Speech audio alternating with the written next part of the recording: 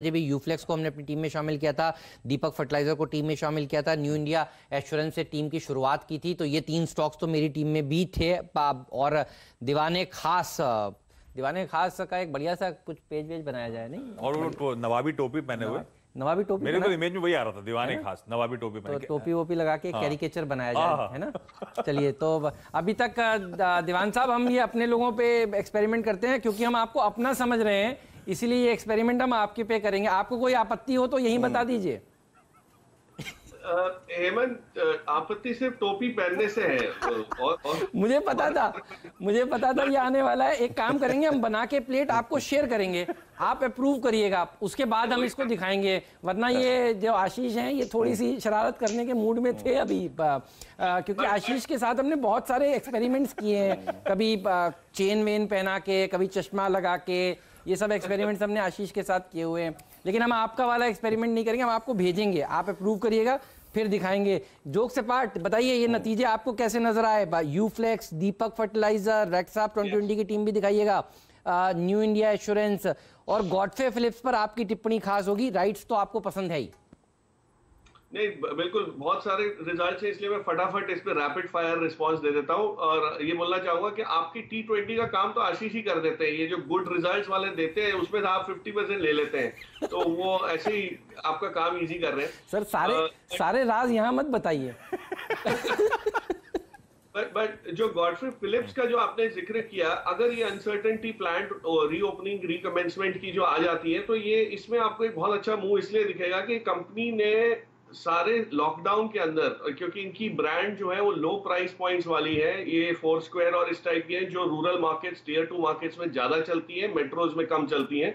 ITC उसमें ज्यादा focus करता है, जो प्रीमियम सेगमेंट है, गोल्ड फ्लेक वाली जो किंग्स सेगमेंट बोलते हैं, उस वजह से गॉडफ्री में अच्छा खासा आपको एक जो है वो मूव आता हुआ दिख जाएगा। अगर ये क्लैरिटी जिस दिन भी आती है, तो एक चीज है, दीपक फर्टिलाइजर के रिजल्ट्स में जो मुझे समझ आई उससे ये है कि फर्टिलाइजर में कोई भी कंपनी ने डिसअपॉइंट नहीं किया है, खास करके ये जिस पर्टिकुलर फर्टिलाइजर कैटेगरी में ये लोग भी हैं।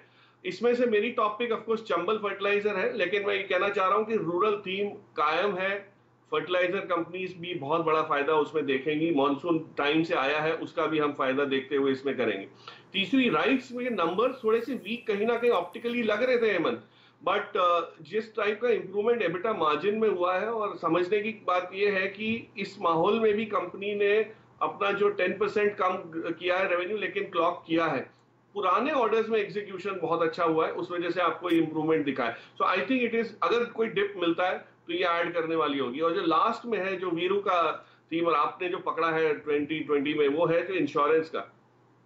न्यू इंडिया इंश्योरेंस के नंबर्स बहुत क्लियरली ये बताते हैं कि इंश्योरेंस में प्लीज क्वार्टर ऑन क्वार्टर की घबराहट से आप डरिए मत, प्राइस एक्शन से डरिए मत, क्योंकि ये लॉन्ग टर्म बेसिस पे कोई भी कंपनी देख लीजिए, उसके पी मल्टीपल्स इतने हाई क्यों आ रहे हैं? क्योंकि इसमें प्रीमियम हमेशा बने रहेगा, ये लॉन्ग टर्म बिजनेस आपको दे रहा है, इसमें कोई सिक्लिकलिटी या ऐसी कोई चीज आपको नहीं दिखेगी। सो इसको थोड़ा सा इसके ऊपर कभी ध्यान से हम लोग और बात करेंगे डिटेल में, बट नंबर्स ये बता रहे हैं कि insurance companies will all continue to outperform the market by and large. Okay अच्छा, हेमंत ने आज न्यू इंडिया इंश्योरेंस को अपनी टीम में शामिल किया है। मैं एक चीज़ बताता हूँ कि यहाँ पे तमाम जनरल इंश्योरेंस कंपनीज और इंश्योरेंस कंपनीज जो हैं वो कल से काफ़ी अच्छा कर रही हैं। जाके आप SBI लाइफ के चार्ट्स को देखिए। ये न्यू इंडिया इंश्योरेंस पे हेमंत मैं एक टेक दे देता हूँ यहाँ पर। डायरेक्टर साहब प्लीज़ इसका 1 साल का चार्ट लेके आइएगा, बड़ा इंटरेस्टिंग ऑब्जर्वेशन है। अक्टूबर 2019 में एक वॉल्यूम स्पर्ट था इस स्टॉक में, और ये उस वक्त लगभग 92 रुपए से 180 हो गया। स्ट्रॉन्ग वॉल्यूम्स, यानी इसके हिस्टोरिकल वॉल्यूम से ऑलमोस्ट थ्राइस और 4 टाइम्स, यानी अगर 10 शेयर ट्रेड हो रहे थे तो 30 शेयर ट्रेड होने लगे। ऐसा ही एक इंस्टेंस हुआ इसका लगभग मार्च में। तो आप नजर रखिएगा, सडनली लोअर लेवल्स पे इसके वॉल्यूम्स बहुत स्ट्रांग है और स्ट्रांग वॉल्यूम्स पे ये रिएक्शन स्ट्रांग देता है। खैर, अब बात करते हैं थोड़ा सा नंबर्स के बारे में। फिर से अच्छे नंबर्स हो गए, लेकिन अगली और बैड की ट्रैजेक्टरी में कौन कौन से नंबर्स हैं, आइए उनकी बात करते हैं। आशीष समझाइए। तो बैट से शुरुआत करी जाए तो अहलुवालिया कॉन्ट्रैक्ट्स पहला वो नंबर जो ऑपरेशनली वीक है। अच्छा, आय देखेंगे साल दर साल जो 14% का उछाल था, पर इबीटा 56% गिरा। मुनाफे का आंकड़ा 31 से घटकर 6.1 करोड़ रुपए, पीबीटी 47 से घटकर 7.5 करोड़ रुपए, तो मैसिव रिडक्शन हुआ है। अहलुवालिया कॉन्ट्रैक्ट बैड कैटेगरी में।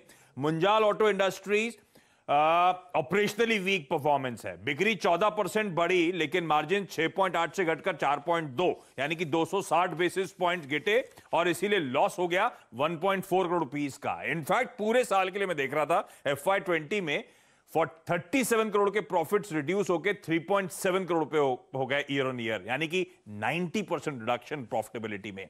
मुंजाल शोवा खराब नंबर्स, बिक्री 34% और मुनाफा 26% गिरा। मिश्र धातु निगम खराब नंबर्स, बिक्री 39% और प्रॉफिट्स 50% का डिक्लाइन दिखाएंगे। एपीएल अपोलो ट्यूब्स, ये नंबर्स वीकिश हैं। मैं चाहता नहीं था बैड में डालूं, लेकिन गुड में डालने लायक नहीं थे, इसीलिए मैंने बैड कैटेगरी में डाला। अदरवाइज मैं इनलाइन कह सकता था। आय 10% घटी, ऑपरेटिंग प्रॉफिट 13% घटा, मार्जिन फ्लैटिश हैं, 25-26 बेसिस पॉइंट्स का साल दर साल दबाव दर्ज हुआ है। अगली नंबर्स में दो को कैटेगराइज करा है। गायत्री प्रोजेक्ट्स बहुत खराब नंबर्स, आय 22% घटी, 84 करोड़ रुपीस का प्रॉफिट करती थी, 81 करोड़ रुपीस के लॉसेस हो गए। और स्टॉक वैसे ध्यान रखें 165 के साल के हाई से ऑलरेडी आपकी स्क्रीन पे 15 रुपए पे आके खड़ा हुआ है। नंबर्स बहुत खराब। लवेबल लॉन्जरे आय 62% का डिक्लाइन दिखा रही है Q4 में। लॉस बिफोर टैक्स 5 करोड़ का, नेट लॉस 3.25 करोड़ रुपए का। तो ये दो अगली नंबर्स। बिल्कुल, तो देखिए ये अगली नंबर्स के ऊपर भी नजर होनी चाहिए आपकी, इनके ऊपर भी आज बाजार खुलने के बाद राय देंगे। गायत्री प्रोजेक्ट्स अगली नंबर्स आए हैं, मुझे आश्चर्य नहीं है, पर एपीएल के नंबर्स भी ढीले आए हैं और अहलुवालिया के नंबर्स भी ढीले आए हैं। लेकिन एक खबर जिसके ऊपर आज आपकी नजर होनी चाहिए वो है MSCI सूचकांक में जो पोटेंशियल वेटेज बढ़ना था वो उन्होंने वेटेज टाल दिया है। यतिन इस न्यूज को तब से ट्रैक कर रहे हैं जब से ये सबसे पहले भनक लगी थी कि भारत में पैसा आ सकता है। तो यतिन से ही समझ लेते हैं कौन कौन से शेयर्स पर फिर असर पड़ना चाहिए आज इस खबर के चलते। यतिन, ये तो कल कल कल करके टलता जा रहा है मामला, बताइए कैसे देखेगा बाजार इसे आज? Good morning Hemant. देखिए ये जो MSCI की तारीख है, ये ऑब्वियसली सेंटिमेंट को बिगाड़ेगी कहीं ना कहीं। MSCI ने अपनी प्रेस रिलीज में ये कहा है कि जो वो FII और FDI लिमिट की फंजिबिलिटी के कारण जो वेट चेंज होने थे उनको उन्होंने वापस एक बार डिफर कर लिया है। क्यों डिफर किया है ये भी समझना बहुत इंपॉर्टेंट है। उनको ये लगता है कि जो डेटा आता है डिपॉजिटरीज से, खास करके NSDL और CDSL से, जो FII और FDI लिमिट्स पे नजर रखते हैं, वो डेटा की ऑकरेंस कितने टाइम में होगी, किस तरीके से NSDL CDSL अपडेट देंगे MSCI को, किस प्रकार से हैंडओवर होगा, वो अभी तक उनको क्लैरिटी नहीं आई है। जिसके कारण MSCI का कहना ये है कि जब तक जो डेटा उनके पास रेगुलराइज नहीं हो पाता NSDL CDSL से और उस पर कोई ठोस एग्रीमेंट नहीं होता है डिपॉजिटरीज के साथ, तब तक ये डिफर रखेंगे। इसका मतलब ये है कि एक तारीख तक ये डिफर करते रहेंगे, लेकिन इवेंचुअली वो एक डिसीजन इस पे लेंगे ही।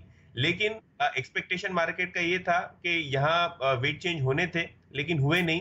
वो स्टॉक्स हैं कोटक महिंद्रा बैंक सबसे पहले, क्योंकि यहाँ बहुत बड़ा फ्लो था। इसके अलावा L&T, Nestle, Britannia, Asian Paints, Divi's, ये वो 4-5 स्टॉक्स हैं जहां वेट चेंजेस की एक्सपेक्टेशन थी मार्केट की, और एक लॉन्ग बिल्डअप भी कल के सत्र में हमको देखने मिला था।